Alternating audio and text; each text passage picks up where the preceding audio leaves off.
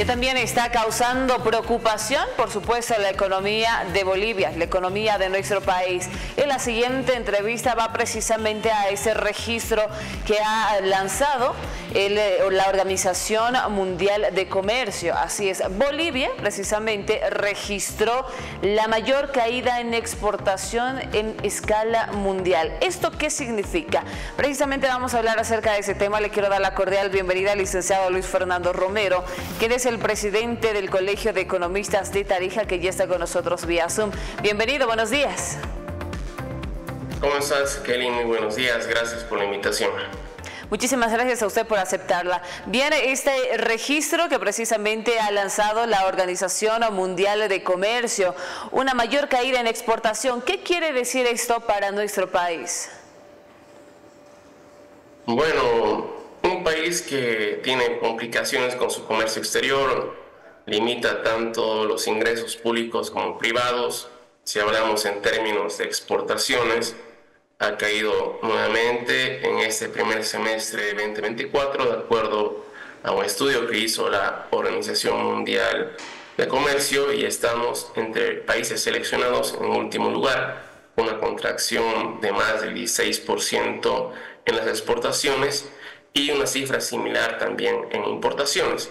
La causa principal, obviamente, que más allá del contexto internacional y de problemas de producción, como por el caso de la soya, pérdidas en cosecha, las sequías, inundaciones heladas, es la escasez de dólares.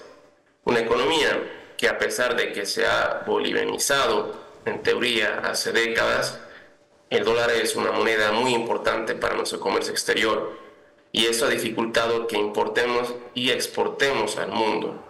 Y esto no solamente va a reflejar menos ingresos en impuestos, menos ingresos para públicos y privados, sino que también un menor flujo de divisas para que ingrese al país y posteriormente al sistema financiero nacional, y obviamente a los microempresarios, a los emprendedores, a los importadores, a los exportadores. Entonces, eso está limitando mucho nuestro crecimiento económico, que de hecho el Fondo Monetario Internacional, la gestión 2024, ha tenido una proyección estimada para Bolivia de 1,6%. Entonces, creo que se está sumando más temas negativos, lastimosamente, más los bloqueos que ya van más de 2 semanas, que está coartando como poner un bypass en una vena o arteria principal, y esto va a hacer de que con seguridad los próximos reportes de comercio exterior hasta fin de año presenten déficits comerciales. Bien, licenciado, ¿qué podría reflejar este deterioro de comercio exterior para nuestro país? Bueno, si exportamos menos, generamos menos ingresos de divisas. Y significa de que esto va a presionar a que también paulatinamente, tal vez hasta fin de año, el dólar americano en el mercado paralelo suba de precio. El hecho de que también las exportaciones se hayan contraído, hay que recordar que gran parte de los exportadores del país también son importadores. Y los importadores del país requieren materias primas, insumos, bienes de capital, tecnológicos y otros, que son parte de su producción, y esa producción se está limitando por la escasez de dólares, y por eso la importación como la exportación, como si irían de la mano, se ha contraído, y eso genera menos posibilidades de empleo, menos posibilidades de ingresos para los pequeños y microproductores, principalmente del sector agropecuario del oriente, y va a limitar, como se dijo anteriormente, el crecimiento económico. Además, otra causa de que sea más caro importar también se refleja en el bolsillo de la gente. Lo que estamos viviendo hace meses, y tu persona como la mía y como cualquier ciudadano ha sentido, es la inflación. Una inflación que ha llegado a septiembre a 5,53%, que lo ubica en la tercera nación más inflacionaria después de Argentina y Venezuela. Entonces, no es por simplemente como arguye el gobierno. Tiene su influencia la inflación importada, el contrabando en la inversa, los factores climatológicos han afectado, pero un 70% de la inflación se explica principalmente por escasez de dólares, que hace que inclusive que los productos de contrabando, que forma parte de un comercio exterior no legal obviamente, hayan encarecido. Nuestra moneda se ha devaluado en cerca a un 50% desde enero hasta la fecha. Significa que nuestros 100 bolivianos de enero ahora vale la mitad o puede comprar solamente la mitad de los bienes y productos. Entonces, eso también tiene que ver con el comercio exterior, que mientras existe esa escasez y un dólar paralelo muy caro, va a afectar a nivel macro y micro en la economía boliviana. Es decir, que bueno, este deterioro de comercio exterior podría generar tal vez algún desabastecimiento, el incremento de los precios en cuanto a los productos que precisamente llegan de otros países a Bolivia. ¿Esto podría generar precisamente este registro o es lo que pretende decir? De hecho, ya lo está generando hace meses, ¿no?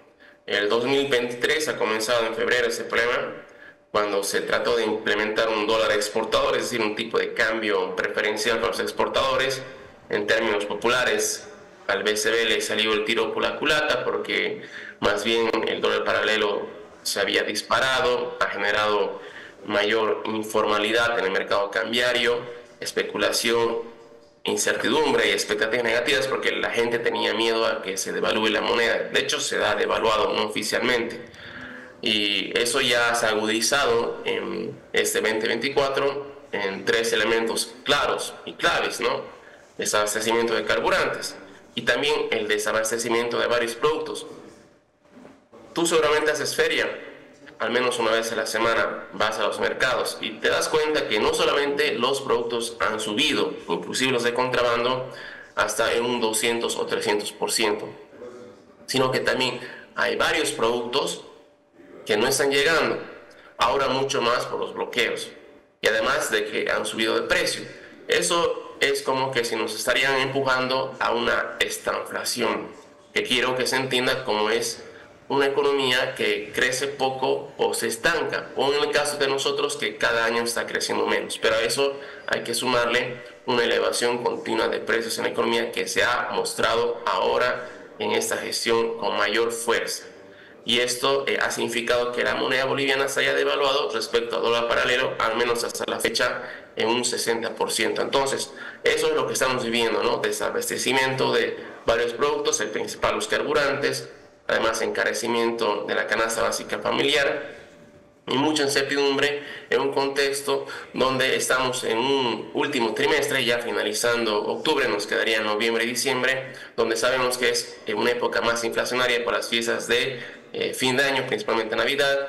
Va a haber una inyección importante de recursos, un aguinaldo a casi un 20% de la fuerza laboral del país, y eso hace subir los precios. Si eso le sumamos la inflación que ya tenemos y la inflación que estamos sumando con estos bloqueos, que ya va más de 2 semanas y ya se debe estar cercano a los 1.500 millones de dólares de pérdida, eso va a significar que, sin extrañarse, podríamos llegar tranquilamente a un 10% de inflación acumulada en toda la gestión 2024.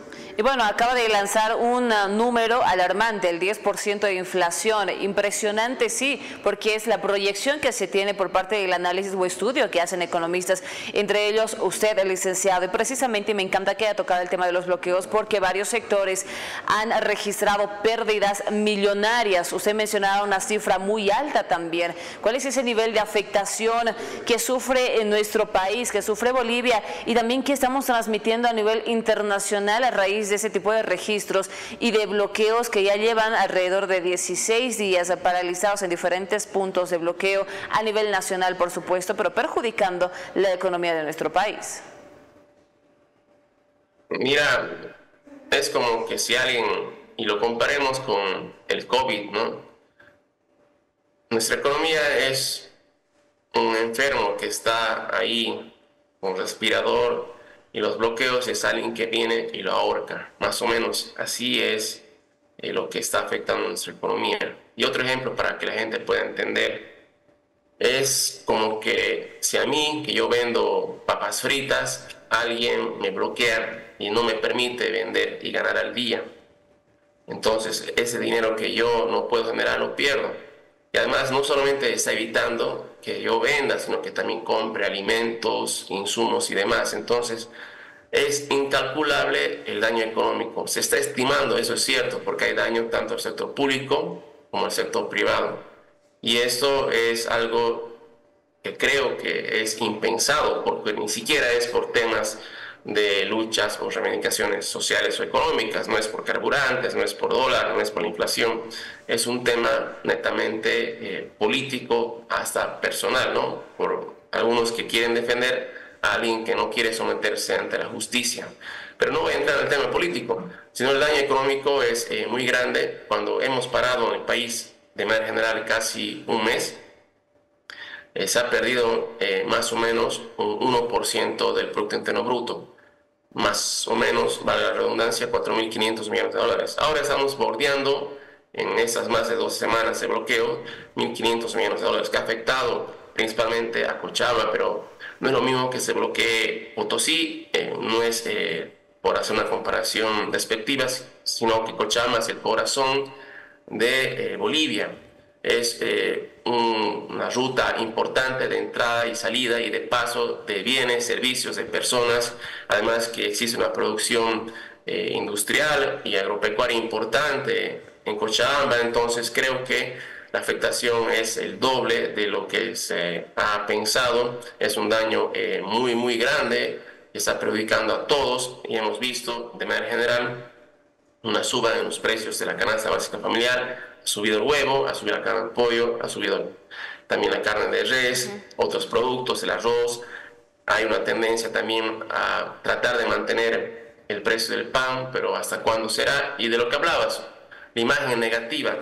Y justamente ha salido hace un tiempo atrás, y eso se corrobora, ¿no?, la poca libertad económica que se tiene en el mundo, ¿no? Nosotros somos los líderes en la región, después de, obviamente, Venezuela y Cuba, como un país de poca libertad económica. Y justamente ayer, ya les voy a pasar un pequeño análisis, el Estado de Derecho, ¿no?, que también estamos en los últimos lugares a nivel mundial, y después también de Cuba, Venezuela y Haití, somos el país de todas las Américas con menor índice de Estado de Derecho, con apenas 0,37 sobre un valor de 1.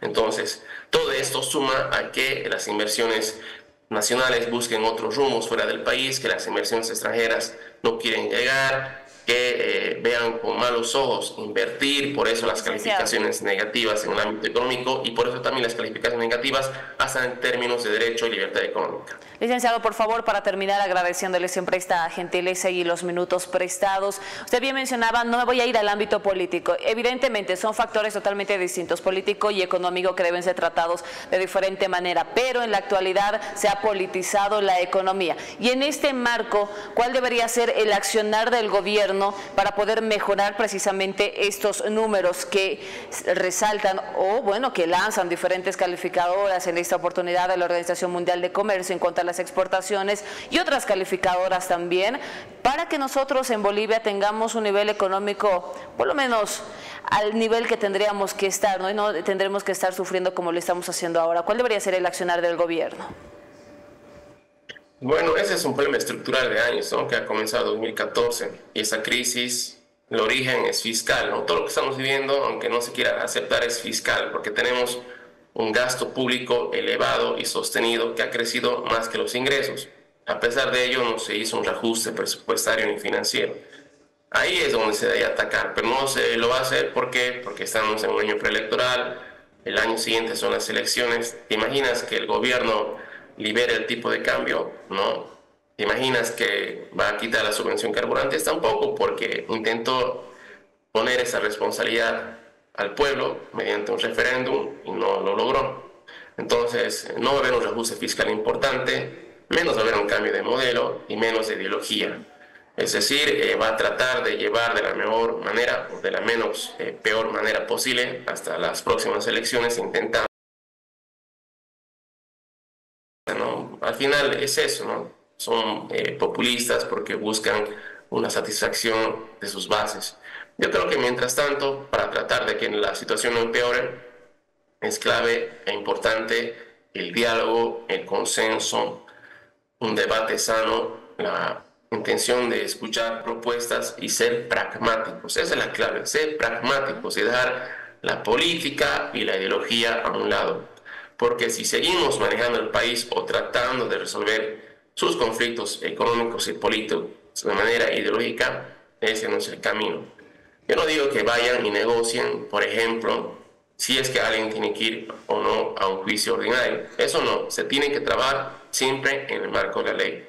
Bien. Pero se debería tratar de hablar con los bloqueadores y demostrar y explicar el gran perjuicio que inclusive ellos se causan, porque seguramente ellos también producen, son campesinos y además están perjudicando a sus propios familiares que también producen, quieren recibir materias primas, semillas, alimentos para su ganado y también quieren sacar sus productos para la venta. Es un trimestre, ya 2 meses que faltan en realidad, muy importante para la economía boliviana porque se trata de dinamizar un poco más. Entonces, creo que la base, más allá de las recetas que ya hemos dado hace bastante tiempo en el tema económico, ya se ha visto que no hay mucho pragmatismo, pero creo que al menos ahora, con los conflictos que estamos viviendo a pasos, tal vez una situación que espero no llegue a un derramamiento de sangre o víctimas fatales, se pueda llegar a un diálogo que permita salir de ese nudo que estamos viviendo actualmente y tratar de que este último camino o recorrido del 2024 sea mejor. Bien, licenciado, muchísimas gracias. Fue un gusto conversar con usted.